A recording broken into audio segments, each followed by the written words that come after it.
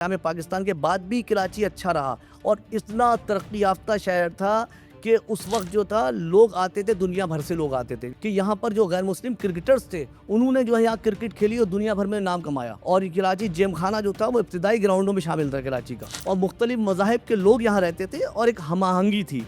बहुत सारे गैर मुल्की जो है वो यहाँ रहे और उन्होंने जो है इस कराची की तरक्की में और कराची का नाम रोशन किया दुनिया भर में। दुबई से पहले कराची जो था बड़ा अहम था। आज कराची जो है वो खड़ा हो जाए और सही मानों में तरक्की की राह पे गामजन हो जाए तो लोग दुबई की तरफ नहीं रुख करेंगे। पुरअमन शहर था, लोग आते थे, रहते थे, रातों में घूमते थे, समंदर पे चले जाते थे, मगर कोई किसी को छेड़ता नहीं था, किसी को साथ तंग नहीं करता था। ये गुज़िश्ता समझ लिए कि 80 के अंदर जो है ये हमारे पर जो है मुसल्लत हुआ है कि इंतहा पसंदी आई है और एक दूसरे के हम मज़हब को कबूल नहीं कर रहे थे। तेजी से तरक्की करता शहर था, ये बातें की जाती थी। आज इस पस्ती में हम खड़े हैं, वजह क्या है, कौन जिम्मेदार है?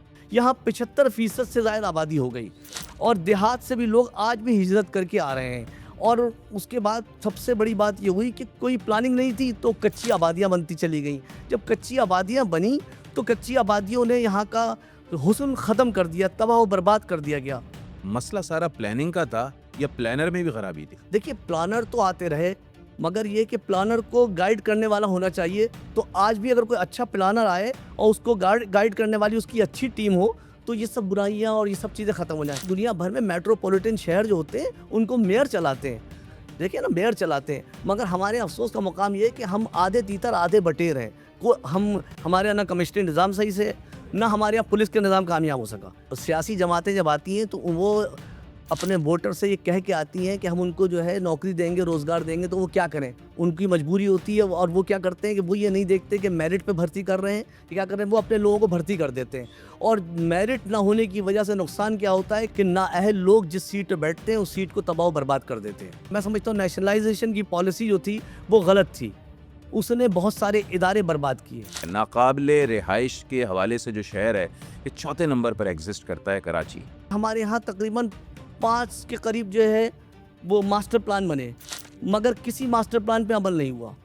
और इसी वजह से न किसी को ये पता है कि ये सड़क कहाँ है, इस सड़क कब बन रही है, इस सड़क के नीचे से कौन सी लाइन गुजर रही है, कोई पूछने वाला नहीं है। और जब तक हमें एक मजबूत मास्टर प्लान नहीं बनेगा, जब तक हमारे ये बुनियादी मसाइल जो सिविक मसाइल कहलाते हैं हल नहीं होंगे। हमने शहर को फैलाया नहीं, शहर को फैलना चाहिए था।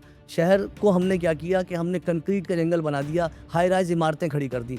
मैं कहता हूँ कि इस वक्त इतनी नाक़िस इमारतें बन रही हैं, खुदा खैर करे अगर ज़लज़ला आया तो ये शहर जो है यहाँ तबाही आ जाएगी। अस्सलाम वालेकुम, एंगल 360 के एक और पॉडकास्ट में आपको कहेंगे खुश आमदीद। मैं हूं अली आबिद। नाज़रीन, आज हम बात करेंगे कराची के हवाले से, और उस कराची के हवाले से बात करेंगे जो कराची हम किस्से और कहानियों में पढ़ते रहे हैं, अपने बुजुर्गों की ज़ुबानी सुनते रहे हैं, और उस कराची की भी बात करेंगे जो आज हम अपनी आंखों से देख रहे हैं। और इसी हवाले से हमने आज जो गेस्ट लाइनअप किए हैं वो किसी तारुफ के मोहताज नहीं है। एक बड़ा नाम है कराची की सहाफ़त का, मुख्तलिफ़ अखबारात में काम किया है, मुख्तलिफ़ टीवी चैनल्स में काम किया है, आज एक निजी चैनल के ब्यूरो चीफ भी हैं, और साथ साथ कई किताबें भी लिखी हैं। उसके अलावा जो है वो इन्वेस्टिगेटिव जर्नलिस्ट के हवाले से बड़ा अहम नाम उनका है। तो उनकी जानिब चलते हैं। शाह वलीउल्लाह उनका नाम है, प्यार से हम सब उनको शाह जी कहते हैं। अस्सलाम वालेकुम शाह साहब, कैसे हैं? ठीक ठाक हैं? जी वालेकुम अस्सलाम, अल्हम्दुलिल्लाह खैरियत से हूँ, आप सुनाएं। करम अल्लाह का। और कराची के हवाले से बात कर लेते हैं। आप तो माशाल्लाह से ख़ुद शहर के हवाले से एक इंसाइक्लोपीडिया हैं, सारी ख़बरें रही हैं आपके पास, एक बड़ा आपका सहाफ़ती कैरियर है, किताबें भी लिखी हैं।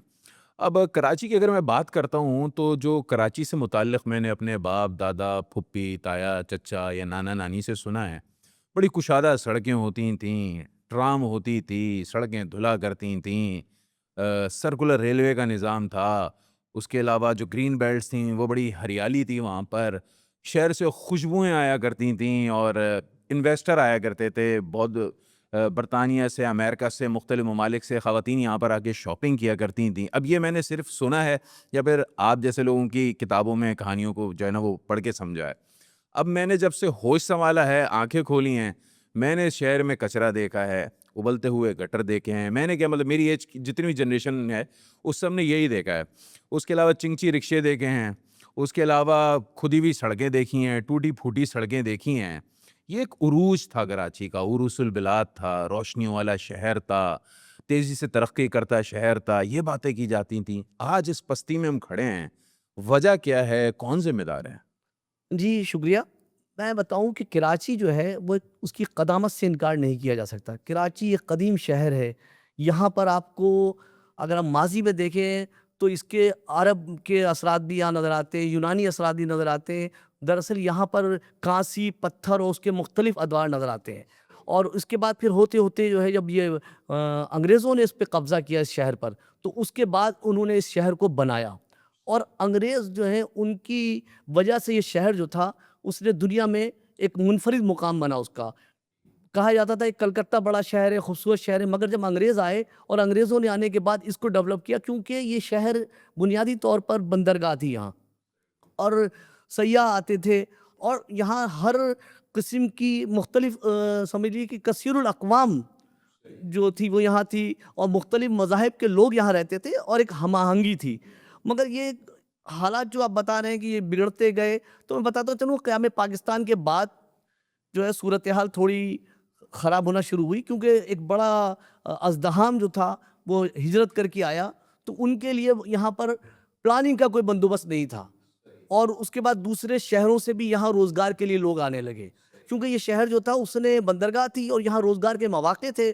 تو یہاں پر اندرون ملک سے بھی لوگوں نے ہجرت کی، اور اسی طریقے سے ہندوستان سے جو لوگ ہجرت کر کے آئے انہوں نے بھی کی. اچھا، یہاں پلاننگ کا فقدان یہ دیکھنے میں آیا، کیونکہ ہوتا یہ تھا کہ جو دیہی آبادی ہوتی تھی وہاں 75% آبادی ہوتی تھی، اور شہری آبادی میں 25% آبادی ہوتی تھی. مگر جب یہاں گزشتہ 15 سالوں کے 20 سالوں کے دوران اگر آپ دیکھیں تو وہاں پر یہ ہوا ہے کہ لوگ، کیونکہ دیہاتوں کے اندر جو ہے وہ میسر نہیں تھا ان کو بنیادی سہولیات، تو وہ لوگ ہجرت کر کے، روزگار کے مواقع نہیں تھے ان کے پاس، تو وہ ہجرت کر کے آئے. تو اب یہ ہوا کہ یہ شہر جو ہے یہاں 75% سے زائد آبادی ہو گئی، اور دیہات سے بھی لوگ آج بھی ہجرت کر کے آ رہے ہیں.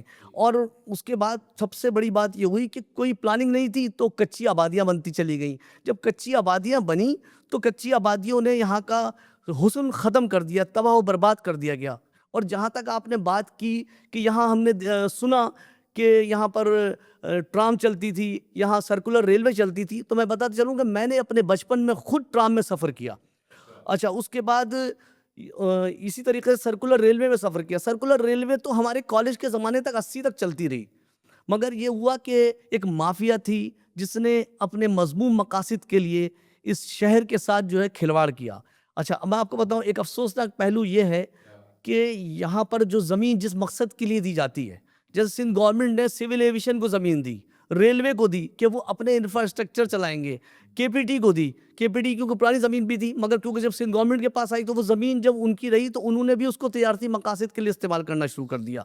تو یہ مختلف یہ ہوا ہے کہ یہ ایک اچانک خرابی نہیں ہوئی ہے، یہ خرابیاں آہستہ آہستہ ہوتی رہیں. آپ نے پلاننگ کی بات کی، مسئلہ سارا پلاننگ کا تھا یا پلانر میں بھی خرابی تھی؟ دیکھیے، پلانر تو آتے رہے، مگر یہ کہ پلانر کو گائیڈ کرنے والا ہونا چاہیے. تو آج بھی اگر کوئی اچھا پلانر آئے اور اس کو گائیڈ کرنے والی اس کی اچھی ٹیم ہو تو یہ سب برائیاں اور یہ سب چیزیں ختم ہو جائیں. سب سے اہم کوئی بھی ان 77-78 سالوں میں کوئی بھی ایک اچھا پلانر نہیں آیا. نہیں، پلانر تو دیکھیے قائد محمد علی جناح کا جو تھا بہت جلدی انتقال ہو گیا. صحیح. ان کے بعد لیاقت علی خان بھی کچھ عرصے ہی رہے. صحیح. تو اس کے بعد یہ ہے کہ ملک افراتفری کی صورتحال سے دو چار رہا. پھر اس کے بعد یہ رہی کہ صورتحال کہ کوئی ایک دوسرے کو تسلیم کرنے کے چکر میں نہیں تھا. خود لوگ جو تھے وہ اپنے لوگوں پہ اعتماد نہیں کرتے تھے، آپس میں بیٹھ کے سیاست کرتے تھے. تو آج نتیجہ یہ ہوا کہ ملک بھی دو لخت ہو گیا، اور اس کے بعد یہ صورتحال ہوئی کہ آج بھی ہماری جو حالات ہیں. اور اچھا، اور ایک بات اور اہم بتاؤں کہ ہمارے یہاں تقریباً 5 کے قریب جو ہے وہ ماسٹر پلان بنے، مگر کسی ماسٹر پلان پہ عمل نہیں ہوا. اور اسی وجہ سے نہ کسی کو یہ پتا ہے کہ یہ سڑک کہاں ہے، سڑک کب بن رہی ہے، اس سڑک کے نیچے سے کون سی لائن گزر رہی ہے، کوئی پوچھنے والا نہیں ہے. اور جب تک ہمیں ایک مربوط ماسٹر پلان نہیں بنے گا، جب تک ہمارے یہ بنیادی مسائل جو سوک مسائل کہلاتے ہیں حل نہیں ہوں گے. اچھا شاہ صاحب، یہ بتائیے گا، ثقافتی طور پر یہ شہر بڑا جانا مانا رہا ہے، اب بھی ہے، اور 70 کی دہائی کا تو جس طریقے سے آپ ذکر کر رہے ہیں کہ نائٹ کلبز بھی اس شہر میں ہوتے تھے، گورے بھی بڑی تعداد میں یہاں پر آیا کرتے تھے. اس شہر نے بڑی بڑی شخصیات کو بھی پیدا کیا ہے. آپ نے اپنی مختلف کتابوں میں ان شخصیات کا جو ہے وہ نام لکھا ہے. ذرا ہمارے ناظرین کو بتائیں کون کون سی معروف شخصیات ہیں جو اس شہر میں پیدا ہوئیں، اس شہر میں کھیل کود کے تعلیم حاصل کر کے جوان ہوئیں اور آج عالمی طور پر پاکستان کی پہچان بن گئے. دیکھیے سب سے بڑی بات تو ہماری خوش نصیبی ہے کہ بانی پاکستان قائد محمد علی جناح یہاں پیدا ہوئے. پھر سر آغا خاں جو آغا خاں سر سلطان محمد شاہ آغا خاں وہ یہاں پیدا ہوئے. ڈیفینس کے اوپر جو آپ کبھی نیشنل اسپتال کے سامنے ایک اونچی پہاڑی دیکھتے ہیں تو وہ ان کی رہائش گاہ تھی، وہ وہاں پیدا ہوئے. وہ نواب آف ستارہ کا محل تھا، اس میں وہ پیدا ہوئے کیونکہ ان کے والد نے وہ خرید لی تھی جگہ، تو وہاں ان کی پیدائش ہے. تو یہ آغا خاں کی جو آخانی ہے ان کے لیے ویسے ہی معتبر ہے یہ شہر. اس کے علاوہ ایڈل جی ڈنشا دیکھ لیجئے، نصرما جی کو دیکھ لیجئے. اسی طریقے سے آپ اور جو جنہوں نے یونیورسٹی بنائی، ایڈل جی ڈنشا جی، نادر ڈنشا دی، یہ لوگ جو ہے انہوں نے کراچی کو جو ہے میں پیدا ہوئے، کراچی کو انہوں نے جو ہے بنایا اور کراچی کی ترقی میں انہوں نے کردار ادا کیا. اسی طریقے سے یہاں پر معروف کرکٹر جو اسرائیل میں چلے گئے، آئزک سلومن، وہ یہاں رہے کراچی کے اندر. اسی طریقے سے اور بھی بہت سارے غیر ملکی جو ہے وہ یہاں رہے اور انہوں نے جو ہے اس کراچی کی ترقی میں اور کراچی کا نام روشن کیا دنیا بھر میں. میں اگر کراچی کی بات کروں، خاص طور پر عوام کی بات کروں، تو کراچی کے عوام کو بڑا باشعور کہا جاتا تھا. تحریکیں یہاں پر بہت جو ہے وہ پروان چڑھیں، لیکن ہم نے دیکھا کہ دیکھتے دیکھتے یہ سیاسی اکھاڑا بن گیا یہ شہر. لیڈر تو بہت یہاں سے پیدا ہوئے لیکن وہ لیڈرشپ کوالٹیز اس شہر میں جو ہے وہ ریفلیکٹ نہیں کی، اور ہم تو آج دیکھ رہے ہیں کہ مطلب چوک چوراہے جو تبدیل ہوتے ہیں تو سیاسی قوتیں تبدیل ہو جاتی ہیں. یہ کیا وجہ ہوئی؟ دیکھیے جہاں تک رہی بات کہ اس شہر کے اندر تحریکوں کی، تو اس میں بڑی بڑی تحریکیں چلیں. ناموس رسالت کی تحریک چلی، غازی عبد القیوم شہید کی تحریک چلی، اس کے اوپر لوگ جو تھے وہ شہید بھی ہوئے اور بڑی تحریک تھی. اس کے اندر علامہ اقبال اور قائد اعظم جیسی بڑی شخصیات جو کہ پاکستان بننے سے پہلے ہی تحریک چلی، اس میں وہ انہوں نے بھی اس میں جو ہے رابطہ کیا، اس میں انہوں نے بھی کردار ادا کیا. اسی طریقے سے پھر مولانا محمد علی جوہر کا مقدمہ چلا، تو اس لحاظ سے کراچی بہت اہم رہا. اس کے بعد جب آپ آئیں گے قیام پاکستان کے بعد تو آپ دیکھیں گے ایوب خان کے خلاف بھی ایک تحریک چلی فاطمہ جناح کی حمایت میں، اور ایوب خان کے خلاف تحریک چلی اور اس کے اندر نقصانات بھی ہوئے آپس کے ٹکراؤ سے. سمجھ لیجئے کہ ہماری ملکی صورتحال بھی خراب ہوئی. پھر اس کے بعد ذوالفقار علی بھٹو کا دور آتا ہے. ذوالفقار علی بھٹو کے بعد جو ہے وہ پی این اے کی تحریک چلی. تو پھر ہم لوگ تحریکیں چلاتے رہے، ملک کی طرف توجہ نہیں دی گئی. اچھا اب افسوس کے ساتھ کہنا پڑتا ہے، کہتے تو ہم ہیں کہ فلاں ڈکٹیٹر آیا، مگر آپ یہ دیکھیے کہ ملک کی ترقی جو ہے ڈکٹیٹر کے دور میں ہوئی ہے. آپ ایوب خان کا پیریڈ اٹھا کے دیکھیں، آپ ضیاء الحق کا پیریڈ اٹھا کے دیکھیں، آپ جنرل مشرف کا پیریڈ اٹھا کے دیکھیں. ترقی جو ہے ان کے دور میں ہوئی، قومی ایئر لائن کو بہتری ان میں آئی ہے. اب وہ الگ بات ہے کہ ہم سیاسی طور پر جو ہے وہ ان کی مخالفت کرتے رہیں. بس یہی ہمارے یہاں ایک وہ ہے کہ ہم حقیقت کو سچائی بیان نہیں کرتے، حقیقت کو حقیقت نہیں کہتے، اور اسی بنا پر جو ہے وہ آج ہم تباہی کا شکار ہیں. شاہ صاحب اس کی وجہ یہ بھی تو ہو سکتی ہے، جیسے کہ آپ نے ابھی ایوب خان صاحب کی بات کری، جنرل ضیاء الحق کی بات کری، جنرل مشرف کی بات کری، ان کے ادوار میں چیک اینڈ بیلنس ذرا زیادہ ہوتا تھا. گھوس ملازمین کی تعداد اس طریقے سے نہیں ہوتی تھی جس طریقے سے موجودہ دور میں ہمیں دکھائی دیتی ہے یا دیگر سیاسی ادوار میں دکھائی دیتی ہے. اس کی بنیادی وجہ یہ بھی تو ہو سکتی ہے. دیکھیے سیاسی جماعتیں جب آتی ہیں تو وہ اپنے ووٹر سے یہ کہہ کے آتی ہیں کہ ہم ان کو جو ہے نوکری دیں گے، روزگار دیں گے، تو وہ کیا کریں؟ ان کی مجبوری ہوتی ہے، اور وہ کیا کرتے ہیں کہ وہ یہ نہیں دیکھتے کہ میرٹ پہ بھرتی کر رہے ہیں، کیا کر رہے ہیں، وہ اپنے لوگوں کو بھرتی کر دیتے ہیں. اور میرٹ نہ ہونے کی وجہ سے نقصان کیا ہوتا ہے کہ آج قوم اس کا نتائج بھگتتی ہے کہ نااہل لوگ جس سیٹ پہ بیٹھتے ہیں اس سیٹ کو تباہ و برباد کر دیتے ہیں. اچھا اب ذرا یہ بتائیے گا کہ قیام پاکستان کے بعد کی ہی ہم بات کریں تو بڑی تعداد میں جو ہے وہ مائیگریشن ہوئی اس شہر میں. پہلے ایک چھوٹا شہر تھا 1947 میں، اگر ہم بات کریں 14 اگست 1947 تک. اس کے بعد یہ ہجوم آیا، بانیان پاکستان کی اولادیں آئیں یہاں پہ. پنجابیوں کی بات کریں، کشمیریوں کی بات کریں، پوٹھوہاریوں کی بات کریں یا پختونوں کی بات کریں، وہ روزگار کمانے کے لیے اس شہر میں آئے. اندرون سندھ کے لوگ اس شہر میں آئے، وہ یہاں پر چونکہ ظاہر سی بات ہے ایک ہی پورٹ سٹی تھی آپ کی، بزنس ہب تھا آپ کا. یہ تو ملٹی ایتھنک سٹی بن گیا تھا، یہ تو طاقت بننی چاہیے تھی، لیکن یہ کمزوری کیوں بن گئی؟ یہ تو اختلاف زیادہ شروع ہو گیا. دیکھیے جو ہندوستان سے جو لوگ ہجرت کر کے آئے تو وہ دو آبے تہذیب کے لوگ تھے. تو جو وہ آئے، انہوں نے آنے کے بعد خصوصی طور پر انہوں نے ناز آباد کو اپنا مسکن بنایا. ناز آباد کیونکہ اس زمانے میں جو تھا وہ اس زمانے کا پوش ایریا تھا، اور تمام پڑھے لکھے لوگ جو تھے، کیونکہ دارالخلافہ بھی کراچی تھا تو اسی لحاظ سے اس کو بنایا گیا تھا. تو وہ لوگ آئے اور انہوں نے اس کی ترقی میں حصہ لیا. آپ شروع میں اٹھا کر دیکھیں کہ پاکستان کو چلانے والے جو تھے وہ ہندوستان سے آنے والے لوگ ہی تھے، مگر آہستہ آہستہ کیا ہوا کہ ہمارے ہاں میرٹ کا قتل عام ہونا شروع ہو گیا، اور پھر یہ ہوا کہ ان لوگوں کو لا کے بٹھانا شروع کر دیا گیا جو کہ نالائق ترین لوگ تھے سامنے، یہ اقرا پروری دکھائی گئی، اس میں بیڑا غرق ہوا، اس شہر کا بھی بیڑا غرق ہوا، ملک کا بیڑا غرق بھی ہوا۔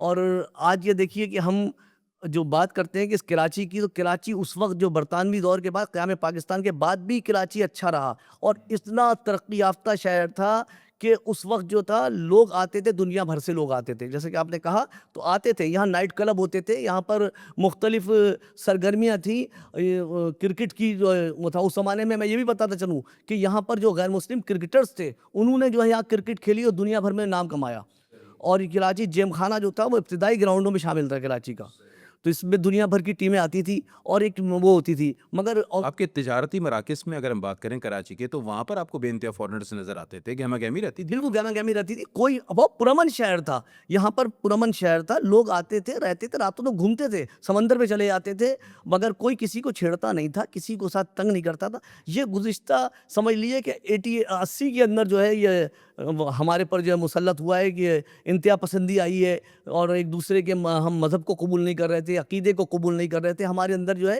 وہ ہوا کہ ہم نے پھر اس کے بعد ایسی انتہا پسند ہوئی۔ لیکن شاہ صاحب انتہا پسندی اوور آل ہی آئی نا، جبکہ مذہبی انتہا پسندی بھی آئی، ایک مسلک نے دوسرے مسلک کو قبول نہیں کیا، ایک فقہ نے دوسرے فقہ کو قبول نہیں کیا، قتل و غارت گری ہوئی، ایک لسانی تنظیم کی بات کر لیں یا قومیت کی بات کر لیں، اس نے دوسری قومیت کو جو ہے نا وہ قبول نہیں کیا، تو یہ تو مسلسل تنزلی کا سلسلہ تو پھر مسلسل جاری رہا۔ جی بالکل تھا، یہ جو سازشوں کی میں بتا رہا ہوں، سازشوں کا شکار ہوا کہ وہ لوگ جو بھائی کو بھائی سے لڑایا گیا، اور اب یہ صورتحال ہو گئی تھی۔ ایک وقت میں نے اس شہر میں ایسا بھی دیکھا کہ میں اپنے والد کے ساتھ جایا کرتا تھا، بس میں عبداللہ شاہ غازی کی مزار پہ فاتحہ پڑھنے میرے والد جمعرات کے دن مجھے لے جایا کرتے تھے، تو ہم واپس آتے تھے تو کیفے جہان ہوتا تھا ریگل پہ، تو وہاں پر ہم بیٹھ کے وہ میرے والد مجھے وہ کھلاتے تھے، مسکا بند بی پی کا ہوتا تھا، تو وہ کھاتا تھا، تو بس میں جاتے تھے ہم پرامن سے، نہ کوئی ڈر ہوتا تھا نہ کچھ وہ ہوتا تھا۔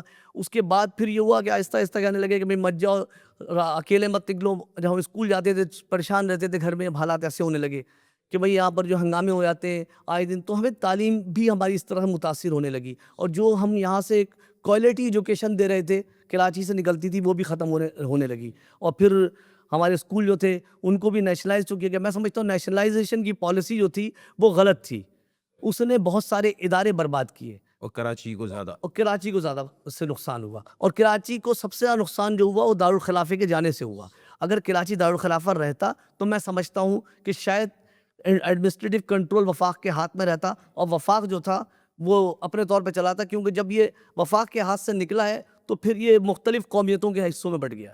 اب آپ نے فیڈرل ٹیریٹری کی بات کی ہے کہ کراچی چونکہ کیپٹل تھا، دارالحکومت تھا، تو ظاہر سی بات ہے فیڈرل ٹیریٹری تھی، تو 1960 کی دہائی میں یہ فیڈرل ٹیریٹری نہیں رہی، کمشنری نظام بھی یہاں پہ رہا ہے، بلدیاتی نظام بھی رہا ہے، وہ بلدیاتی نظام بھی رہا ہے جو فیڈرل کے تھرو چل رہا تھا، پھر ہم نے دیکھا کہ 18ویں ترمیم کے بعد مکمل صوبائی کنٹرول میں بھی ہے، اب اس کو مکمل طور پر صوبائی حکومت بھی رن کر رہی ہے۔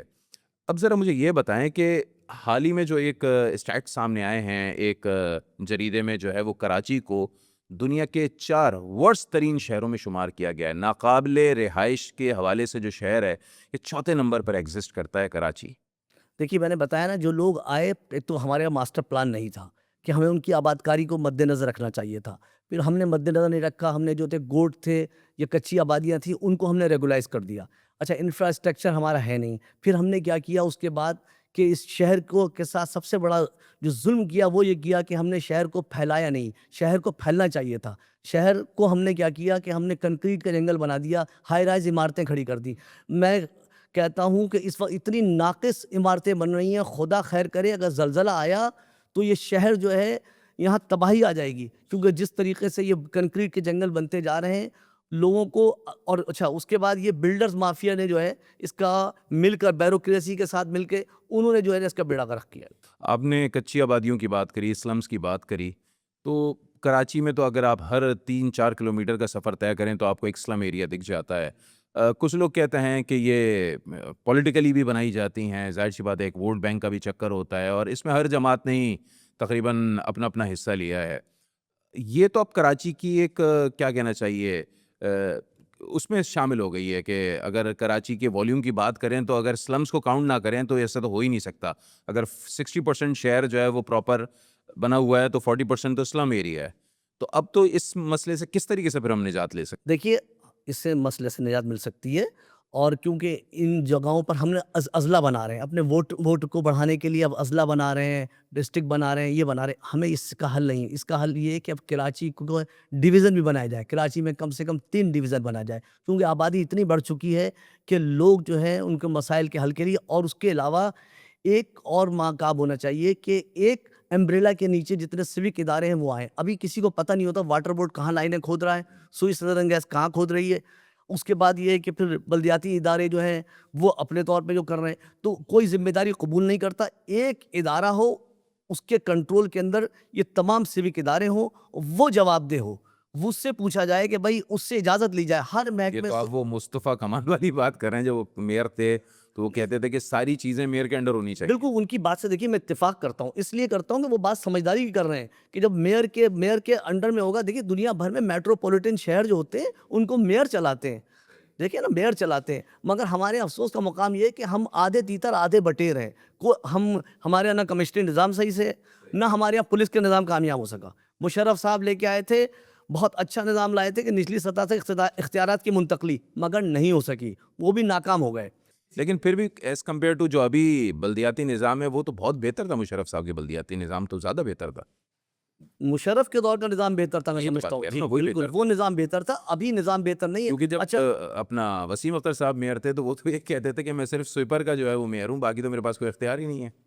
وہ اختیارات کی بات کرتے تھے. یہی رہا نا کہ سیاسی جماعتوں کے آپس کی لڑائی میں اختیارات نہیں دیے جاتے تھے. بلدیاتی سیکرٹری یا بلدیاتی وزیر کسی دوسری جماعت کا ہوتا تھا اور اس کے میئر کسی جماعت کا ہوتا تھا تو وہ اس کی قبول نہیں کرتا تھا. اچھا کراچی کے اندر جو 2 میئر رہے ہیں اس سے ویسے تو آپ یہ دیکھیں کہ اس کراچی کے اندر جتنا کام جو ہے وہ برطانوی دور میں ہوا ہے، وہی آپ دیکھیے کہ ایڈل جی ڈلشا جی نے تعلیمی ادارے بنائے. اسی طریقے سے اور جو غیر پارسی تھے، ہندو تھے، انہوں نے یہاں پر جو ہے کام کیا. آپ بتا دیں کون سا ایسا بڑا ادارہ ہے جو کہ اس پاکستان بننے کے بعد جو ان لوگوں نے بنایا ہو؟ بن ہی نہیں سکے، کیونکہ ہماری نیت صحیح نہیں تھی. ہمیں اپنی نیت ٹھیک کرنی یہ ہے. سوچ کی بھی تو ایک وجہ ہو سکتی ہے کہ ہمارے یہاں یہ جتنے بھی رفائی کام کرنے والے لوگ ہیں انہوں نے دسترخوان ہی لگائے ہیں، کسی نے ایجوکیشن سینٹرز اور اسکولز نہیں کھولے. جبکہ گوروں کی اگر بات کریں تو انہوں نے سب سے زیادہ جو ہے وہ ایجوکیشن سینٹرز کھولے. بالکل ایسا ہی ہے. یہ ہماری قوم کو فقیر بنا رہے ہیں، یہ دسترخوان کھول کے فقیر بنا رہے ہیں. اور آپ یہ دیکھیے کہ یہ جو جس طرح جرائم پیشہ لوگ ہیں جو اسٹریٹ کرمنل جو وارداتیں کرتے ہیں وہ کھانا وہاں سے فری کھاتے ہیں، لوٹ مار کرتے ہیں. ان کو چاہیے تھا کہ ان کی مدد کرتے، کوئی انڈسٹری لگاتے، کوئی ایسا ادارہ قائم کرتے جہاں پر ان کو ٹریننگ کر کے دے کے ان کو روزگار کے مواقع فراہم کیے جاتے. مگر یہ کہ بس ہمارے یہاں تو یہی ہو گیا ہے نا. وہ ابھی حالیہ رمضان میں ایک میمی بڑی مشہور ہوئی تھی نا کہ بھائی رمضانوں میں جو ہے وہ سحری اور افطاری جو ہے وہ دسترخوانوں سے مل جاتی ہے جو سڑکوں پہ لگے ہوئے ہیں، اور باقی ٹائم جو ہے آپ اسنیچنگ کرتے رہو. جی ہاں بس یہی ہے. تو بس اللہ تعالیٰ رحم کرے اس شہر کے حال پہ. اتنا اچھا شہر تھا، یہ فخر ایشیا کہلاتا تھا.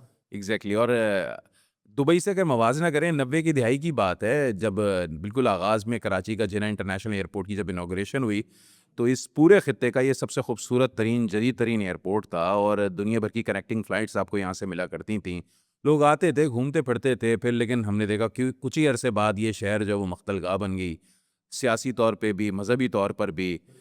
تو کیا کچھ دور پار کے لوگوں کا بھی کچھ اس میں ہاتھ تھا؟ دیکھیے اس میں بیرونی سازشوں کو تو آپ نظر انداز نہیں کر سکتے. دیکھیے ہمارا دشمن جو ہے وہ ہمیں اسی طرح کمزور کرے گا. اچھا آنے والے دنوں میں کوئی لڑائی جو ہے نا، یہ معیشت کی لڑائی ہوگی، پانی کی لڑائی ہوگی، یہ ہوگی. اب یہ جنگ ونگ یہ ایٹمی شیٹمی یہ سب بڑے گیم میں ہاتھ چلا گیا ہے.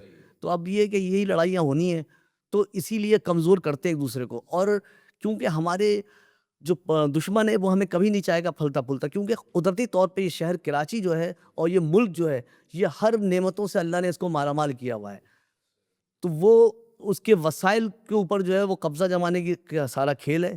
اور اسی وسائل کی وجہ سے وہ نہیں چاہتے کہ یہاں کے لوگ کراچی سے جو دبئی سے پہلے کراچی جو تھا بڑا اہم تھا.